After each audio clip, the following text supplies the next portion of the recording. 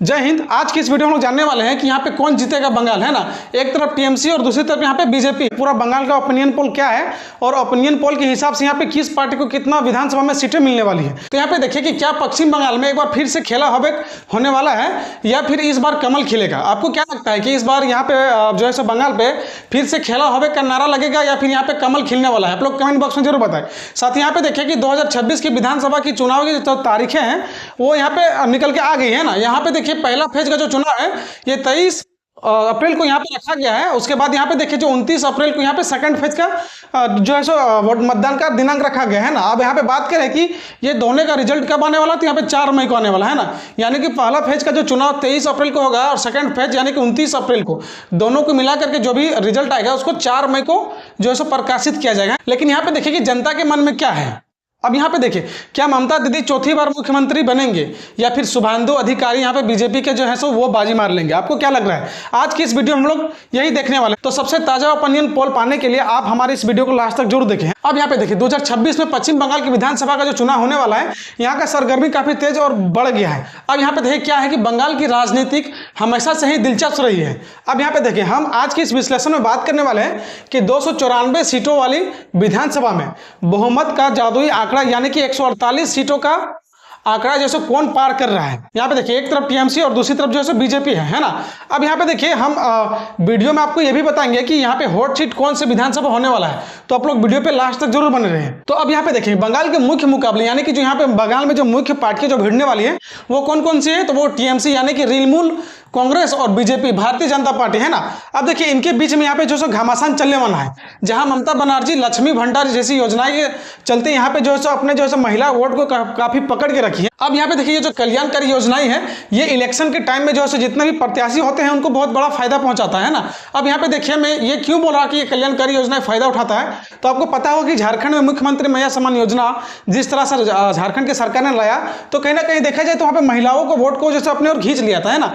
इसी तरह से यहाँ पे जो है ममता बनर्जी का यही एक स्ट्रेटजी है कि हम यहाँ पे लक्ष्मी भंडार योजना जैसे ला करके बंगाल पे जो है अपना महिला का वोट को अपनी तरफ खींच लें, है ना। बाकी आप लोग क्या बोलते हैं कमेंट बॉक्स में जरूर बताएं। वहीं बीजेपी भ्रष्टाचार और परिवर्तन के मुद्दे पर लेकर के आक्रामक है। आपको मैं बता दूं कि बीजेपी यहाँ पे दूसरी ओर से ये बोल रही है कि यहाँ पे जो है बंगाल में भ्रष्टाचार और परिवर्तन सबसे बड़ा मुद्दा बीजेपी का यही है बंगाल पे कि यहाँ पे भ्रष्टाचार खत्म हो और कोई परिवर्तन हो ना। अब यहाँ पे देखिए हम लोग बात कर रहे हैं यहाँ पे देखिए टीएमसी की ममता बनर्जी और बीजेपी है। यहाँ पे देखिए इन दोनों के बीच में तो सबसे बड़ी टक्कर यहाँ पे बंगाल पे देखने को आ रही है। तो यहाँ पे देखिए इसके बाद में क्या है, लेफ्ट और कांग्रेस ये जो गठबंधन की सरकार है यहाँ बंगाल पे, इस बार दोनों एक साथ मिलकर यहाँ पे बंगाल पे चुनाव में उतरने वाले हैं ना। तो लेकिन ये मैं आपको एक चीज बता दूं कि यहाँ पे बीजेपी और यहाँ पे टीएमसी इनके आगे अभी यहाँ पे बंगाल पे किसी का चलने वाला नहीं है। अब ये क्यों नहीं चलने वाला है तो हम लोग आगे जानने वाले। अब देखिए यहाँ पे क्या है कि पाटीदार सीटों का अनुमान। अब देखिए हम लोग जिस तरह से बंगाल का चुनाव को देख रहे हैं कि यहाँ पे जिस दो पार्टियां टीएमसी और बीजेपी इन लोगों के बीच में कड़ी मुकाबला होने जा रहा है। इस बीच में टीएमसी कितना सीट लाने वाला है और बीजेपी कितना सीट, हम लोग ये जानते हैं ना। अब देखिए अब बात करते हैं उन आंकड़ों की जिनका आप बेसब्री से इंतजार कर रहे थे। विभिन्न सर्वे के अनुसार आपको मैं बता दूं कि यहाँ पे देखिए टीएमसी यानी टीएमसी के जो मुख्य चेहरा सामने आया है ममता बनर्जी का, पिछले 15 साल से यहाँ पे मैं आपको बता दूं कि टीएमसी ने अपना जो है बंगाल को गढ़ बना के रखा है ना।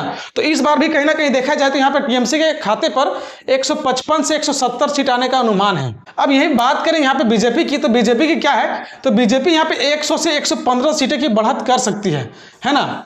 आप समझ सकते हैं कि इस बार जो है बंगाल पे किस तरह का घमासान चल रहा है टीएमसी और बीजेपी के बीच। हालांकि लेफ्ट और कांग्रेस के बीच में यहाँ पे 5 से 10 सीटें जाने के अनुमान है ना।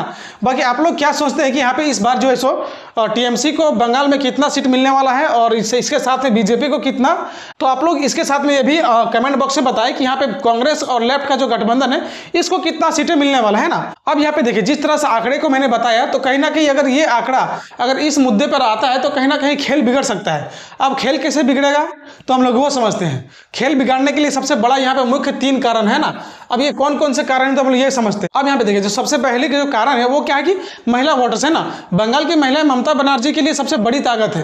अब जैसा कि मैंने आपको बताया कि ममता बनर्जी के लिए इस बार यहाँ पे जो है सो महिला का सपोर्ट काफी ज्यादा होने वाला है ना। अब क्यों ज़्यादा होने वाला है, तो आप समझ सकते हैं कि कल्याणकारी योजनाएं जो है सो ज़्यादातर अभी फोकस क्या कर रही है ममता बनर्जी, तो महिलाओं के ऊपर है ना। तो कहीं ना कहीं ये देखा जाए तो यहाँ पे इस बार जो है सो महिलाओं का वोट सीधा टीएमसी के खाते में जाने वाला है। अब यहाँ पे देखिए कि दूसरा में क्या है, तो दूसरा में एंटी इंकमेंसी। अब इसका मतलब क्या है कि यहाँ पे देखिए 15 साल की सरकार के खिलाफ कुछ इलाकों में नाराजगी बीजेपी को फायदा पहुंचा सकती है ना। अब यहाँ पे देखिए जिस तरह से ममता बनर्जी लगातार बंगाल पे 15 साल से अपना सरकार चला रही है, तो यहाँ पे ये देखा जाए कि कहीं ना कहीं कई ऐसे लोग होते हैं जो कहीं ना कहीं थोड़ा सा यहाँ पे फेर बदल कर सकते हैं ना। अब इसके साथ में क्या है तीसरा नंबर पर, तो ये देखते हैं हम लोग यहाँ पे देखिए युवा और रोजगार। अब यहाँ पे देखिए तीसरा जो मेन मुद्दा है, युवा वोटर इस बार किस तरफ झुकते हैं, ये देखना बहुत जरूरी है। हालांकि जिस तरह से बीजेपी ने कहा है कि यहाँ पे जो है सो भ्रष्ट काफी बढ़ गए, तो इसके साथ हम लोग ये भी जान सकते हैं कि इस बार जो है सो युवा जो लोग हैं वो कहीं ना कहीं बीजेपी को अपना रुख मोड़ सकते हैं। अब देखिए कि जो सबसे बड़ा और सबसे बेसब्री से हम लोग इंतजार कर रहे थे, आखिरकार वो वीडियो का लम्हा आ ही गया है ना। तो अब देखिए ओपिनियन पोल में क्या साबित हो रहा है, यहाँ पे क्या बंगाल में मुख्यमंत्री बदलेगा या फिर यहाँ पे जो है सो ममता बनर्जी की सरकार रहने वाली है। हालांकि हम लोग बात करें कि ओपिनियन पोल में तो फिलहाल ममता बनर्जी की वापसी का इशारा कर रहा है ना, लेकिन राजनीतिक में आखिरी समय पर कुछ ऐसे हो सकता है जो आप सोच नहीं सकते हैं, और ये वक्त ही बताएगा। ये हमारा ओपिनियन पोल है, और ओपिनियन पोल पे ये निकल के आ रहा है कि कहीं ना कहीं अभी देखा जाए तो टीएमसी की पलड़ा बीजेपी से ज़्यादा भारी है, लेकिन कहीं ना कहीं पिछले बार से इस बार बीजेपी की सीटें ज़्यादा बढ़ने की उम्मीद भी है ना। बाकी आपको क्या लगता है कि इस बार जो है सो बंगाल में किसकी सरकार होने वाली है, कमेंट बॉक्स में जरूर बताएं। साथ ही अगर आप लोग चाहते हैं कि इसी तरह सा न्यूज़ आप लोग के पास में पहुंचते रहे, तो हमारे इस यूट्यूब चैनल को सब्सक्राइब जरूर कीजिएगा। तो मिलते हैं इस तरह की वीडियो में, तब तक के लिए जय हिंद जय भारत।